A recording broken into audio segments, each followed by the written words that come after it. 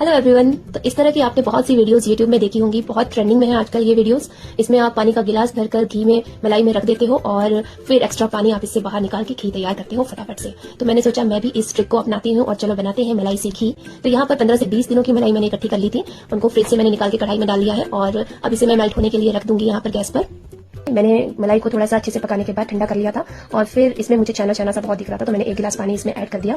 अब थोड़ी देर और मैं इसे चला लूंगी गैस ऑन करके और फिर इस छेने को मैं अलग कर लूंगी। तो मैंने यहाँ पर कच्ची चलाकर जितना भी लिक्विड पार्ट छेने में बचा हुआ है उसे अलग कर लिया है और उसी से हम घी बनाएंगे। और इस छेने की आप अलग तरह की या तो मिठाई भी बना सकते हैं या फिर आप सब्जी भी बना सकते हैं।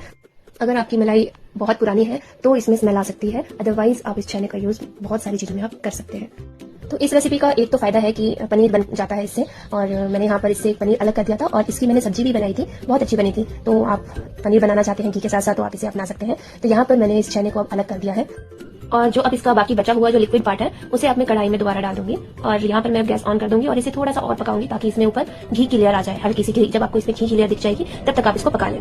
तो लगभग 4 से 5 मिनट तक पकाने के बाद यहाँ पर घी की लेयर मुझे दिखना शुरू हो गई थी, तो मैंने गैस बंद कर दी और इसे हल्का सा ठंडा होने दिया। और उसके बाद मैंने एक ठंडे गिलास का पानी लिया था और उसको मैंने इसमें रख दिया, एक कोने में रखना है इसे आपको।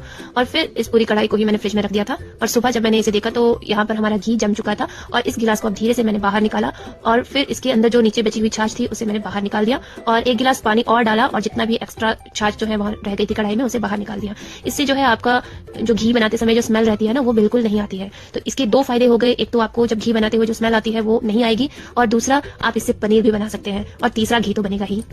तो बस अब लगभग सारा काम खत्म ही हो गया है। अब गैस ऑन करके हमें इसे मेल्ट करना है और बस थोड़ी देर और पकाना है। तो मैं इसे थोड़ा सा ब्राउन कर लूंगी, आपको जैसा भी अच्छा लगता है घी जिस तरह भी आप पकाते हैं उस तरह से इसे पका लें।